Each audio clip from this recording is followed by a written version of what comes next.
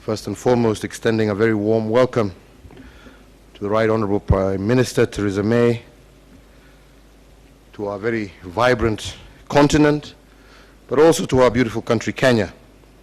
And we are pleased that you found time to honour our invitation to come and to see for yourself our country and our continent that has changed over nearly 4 decades since the last UK Prime Minister visited.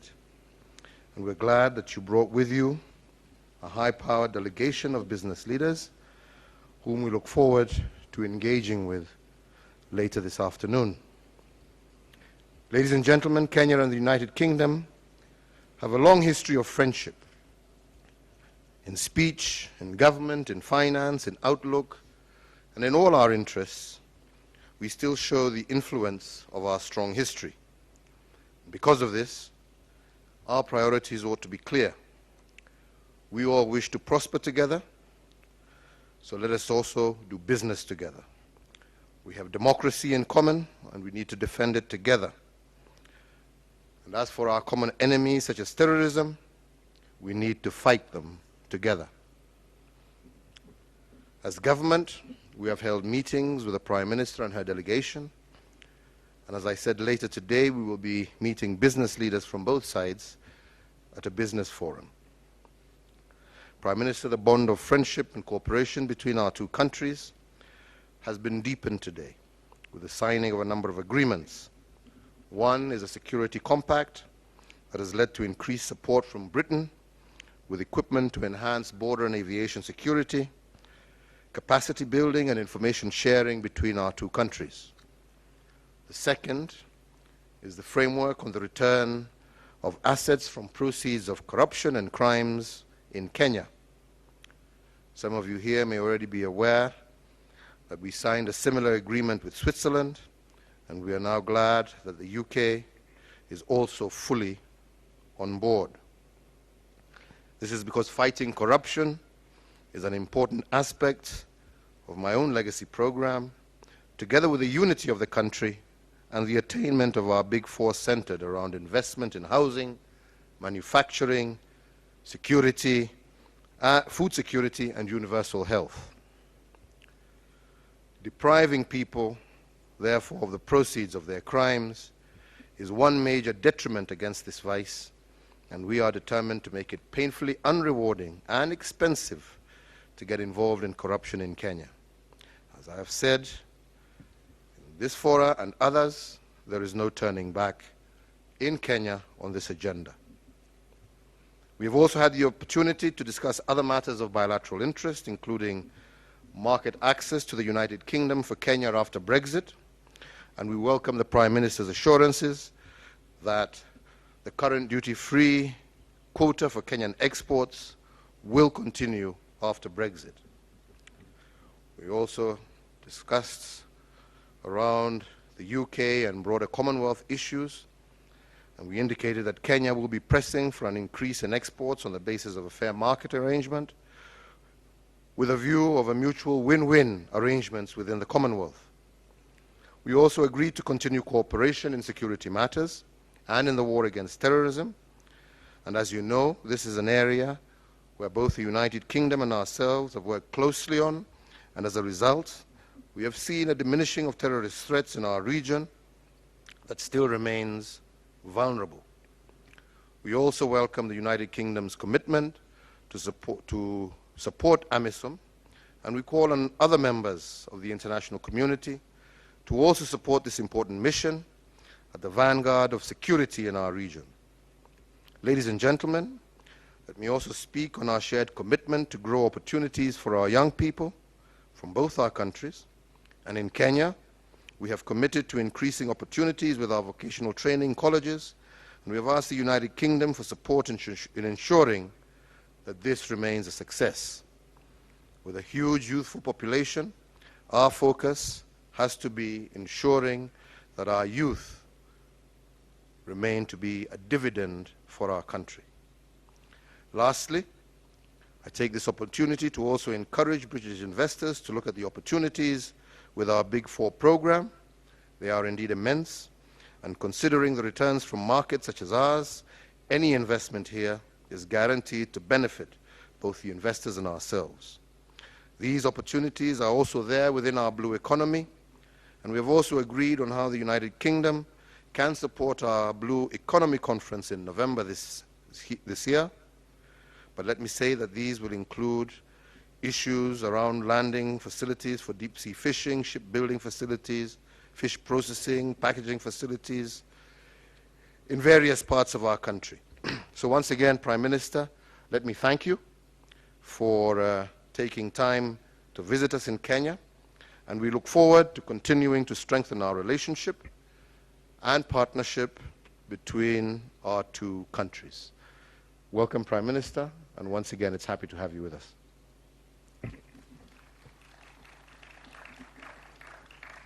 Thank you, Mr. President, for hosting me today and for your very warm welcome to Nairobi. And I'm delighted to be paying my first visit to Kenya, indeed the first by a British Prime Minister for 30 years.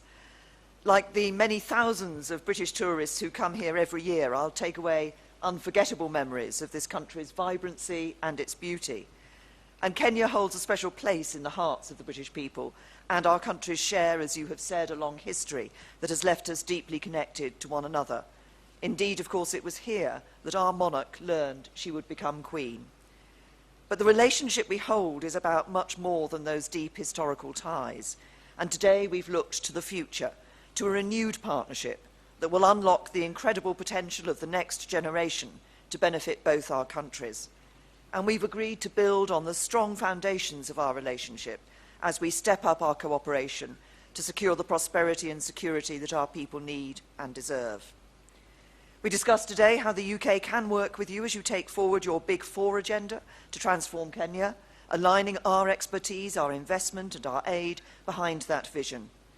The UK is already the largest foreign investor in Kenya, and I've set out this week our ambition to be the G7's #1 investor in Africa by 2022.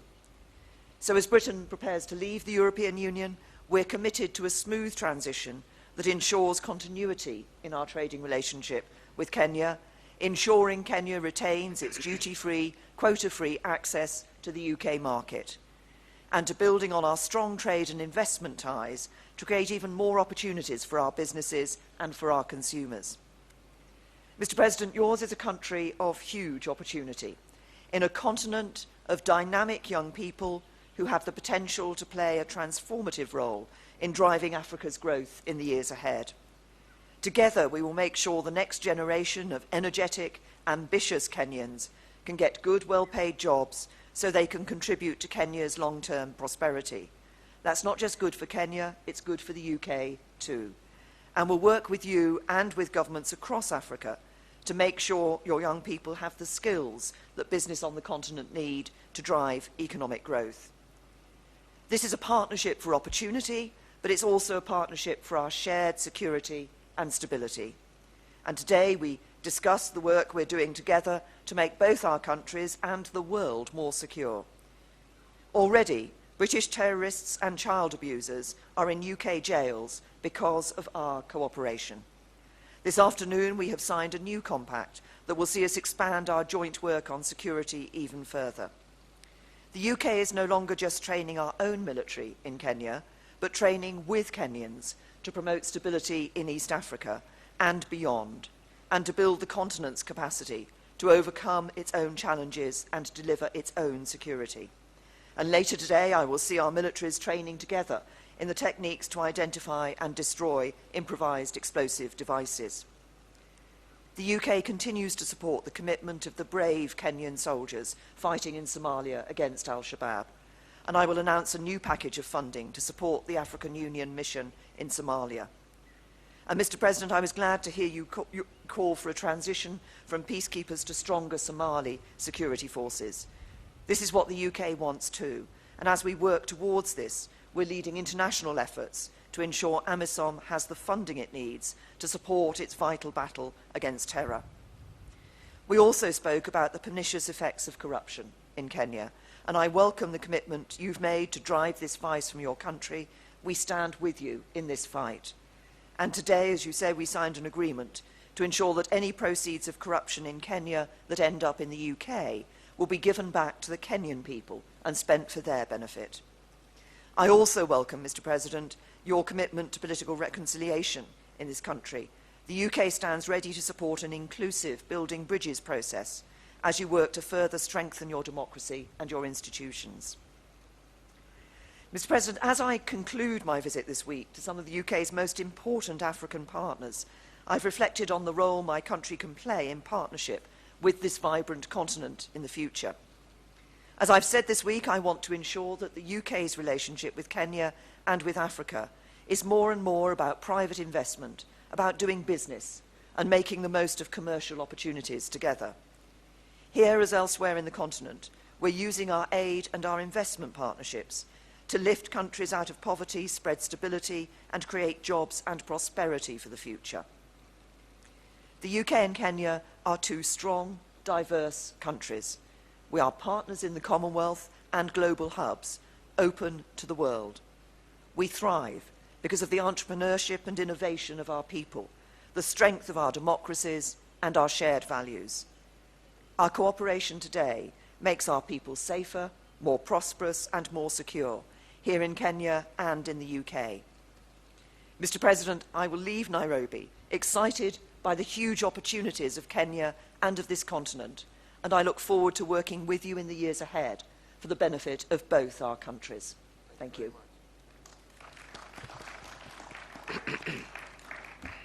And now, ladies and gentlemen of the press, you'll have the opportunity to ask the President of the Republic of Kenya 2 questions from the Kenyan media, and then the Prime Minister of the United Kingdom will also receive 2 questions from the UK press. We will begin with the Kenyan press. 2 questions, please, directed to the President of the Republic of Kenya. Good afternoon. My name is Leila Mohammed, and I was hoping to address both the Prime Minister and President Uhuru Kenyatta. Welcome to Kenya, Madam Prime Minister. When Margaret Thatcher came to Kenya, the Land Rover was an integral part of Kenyan society. And when I speak about the Land Rover, Britain was a very big trade partner with the country. Now, things seems to be waning. Do you feel by coming to Kenya at this particular time when Africa is looking more into East and Asian countries, especially China, for trade and development projects, do you feel like you're catching up or you're rekindling your business interests within Africa? And President Uhuru Kenyatta, you have just been from the United States. You're today hosting the United Kingdom, and you will be heading into China. How will you balance between your traditional partners and your future prospects looking east? My second question to you will be, Kenya will be looking to become a part of the United Nations Security Council, and they will be looking into Britain, the United States, and China, who are key partners within the United Nations. Will you be seeking the United Kingdom's support when you will be going for that vote in 2019? And Prime Minister Theresa May, will you be ensuring that you give Kenya that all-important support when their time comes calling on your door? Thank you. You want to go first, or should I go? You go first, I'll go. I think starting with your last point, which is our candidacy for the Security Council. Yes, indeed, we have requested our British friends, as we are requesting all our friends across the globe, to support us in our bid. As I have said severally, Kenya and our contribution to peacekeeping, not only in our region, but across the globe, is well known. And therefore, we believe that we have a useful contribution to make, and we are appealing to all our friends, including the United Kingdom, to support us in our bid. I think the second aspect, the second question, was to do with the United States, the UK, and China, and others. And Kenya firmly believes in the multilateral trading system. We are keen to seek friends across the world. We have always insisted that Kenya is open for business with all on the basis of win-win arrangements that are mutually beneficial to all parties. And this is the basis of the discussions, and we have had with the Prime Minister today, as with President Trump, and as we shall continue in China. We need to cooperate a lot more on these issues and to get greater understanding. And Kenya is saying that we are looking from investment across the world to help us achieve our social economic agenda. And that support is not coming, indeed, as the Prime Minister herself has said, is not just that we're going out with a begging bowl. No. What we're saying is that Kenya has an attractive investment destination. The agenda that we have prioritized as a country, based on the big four, housing, healthcare, food security, manufacturing, all leads itself open to opportunities for foreign companies to invest and to get good dividends while helping us equally achieve our social economic agenda, especially with regard to the creation of jobs for our young people. So I don't think there is a problem, and we will continue to look for partners across the globe to help us achieve our agenda as a republic. Ma'am? Thank you. If I may also take the second question first, as regards the seat on the United Nations Security Council.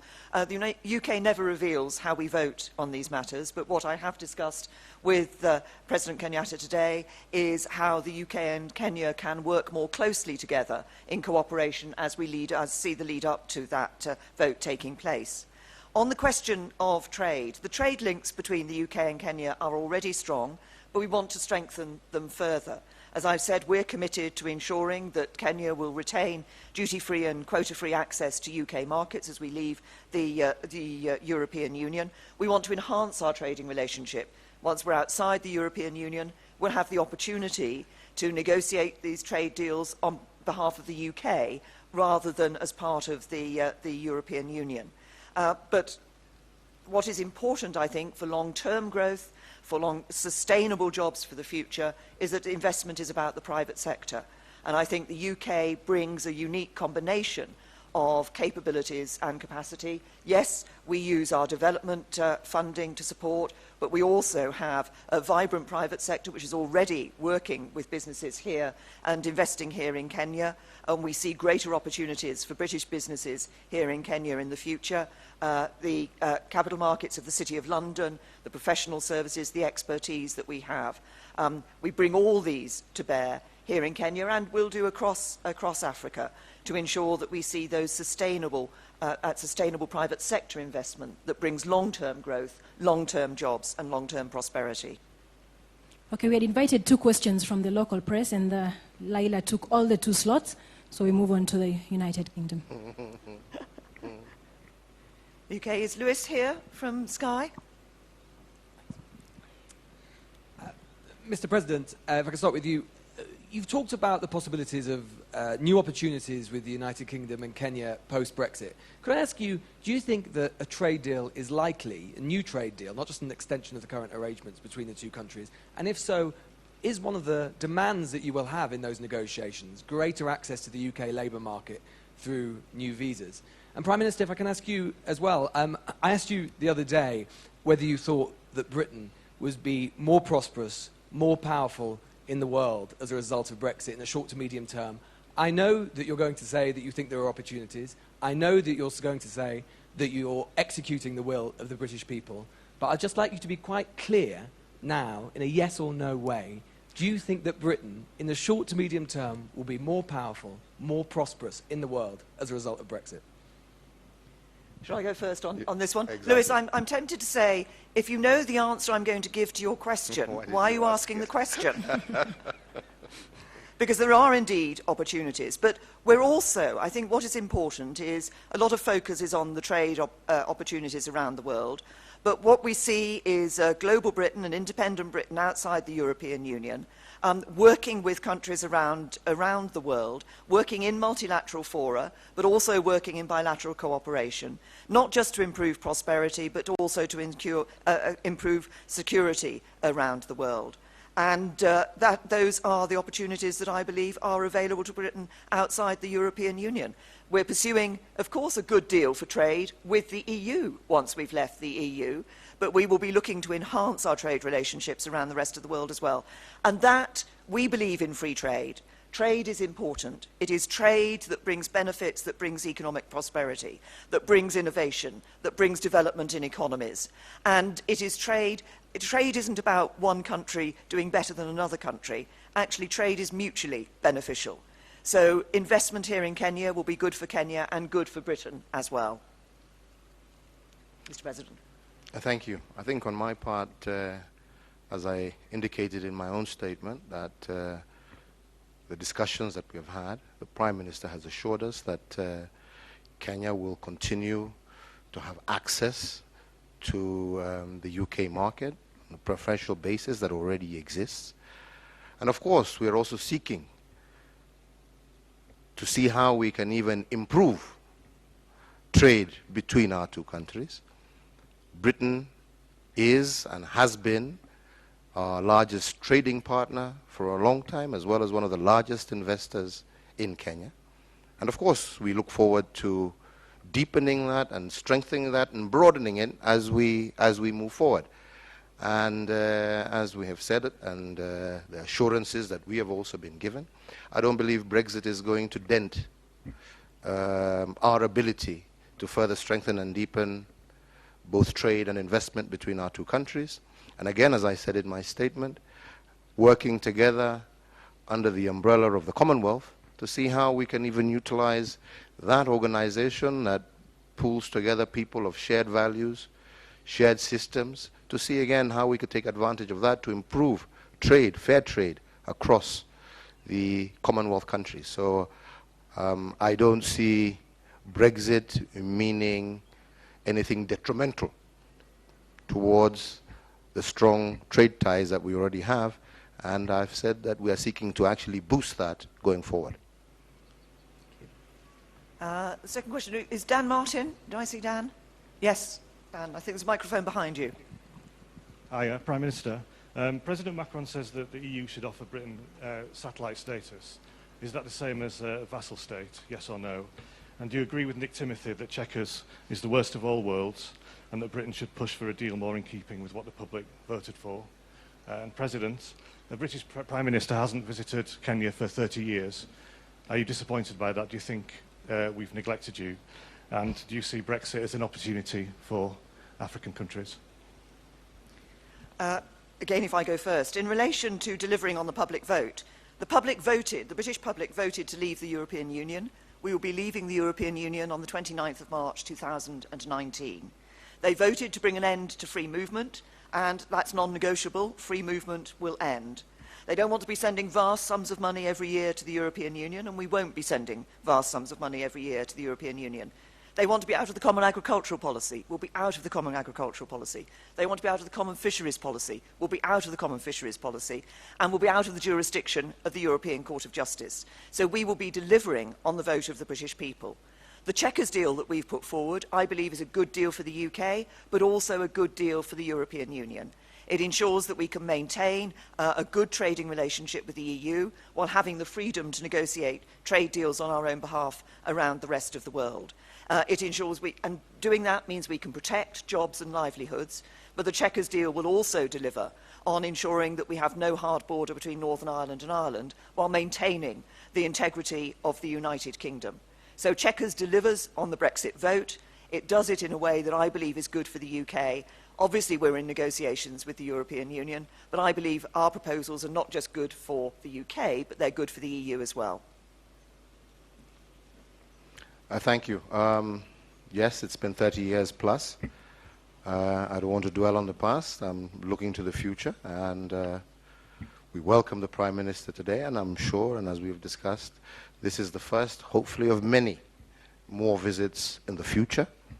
And we are looking forward, like I said, to strengthening the ties that we already have. Despite the fact that there hasn't been a British Prime Minister, there has always been constant high-level engagement between our two countries, between our two governments.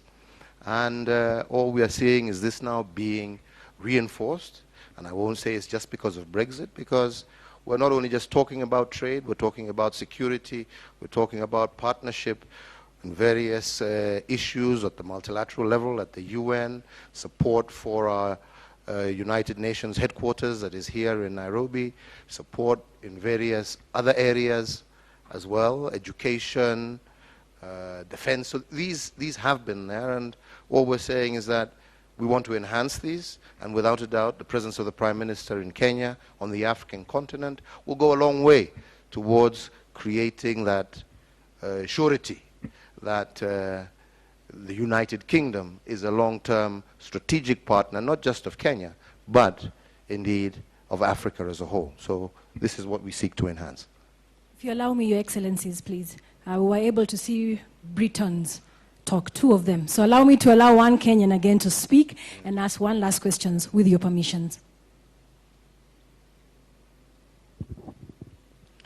Thank you. My name is Sam Gituko. I work for Citizen TV. And first, to the UK Prime Minister, you are talking about maintaining the preferential trade space for Kenyan market, but exactly now you leave the EU in March 2019.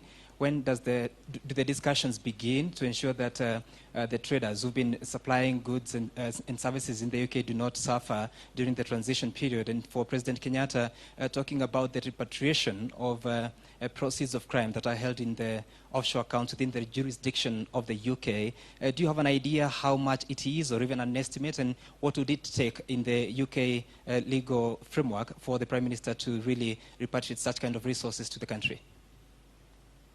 Want to go first again? Shall I go? Yeah.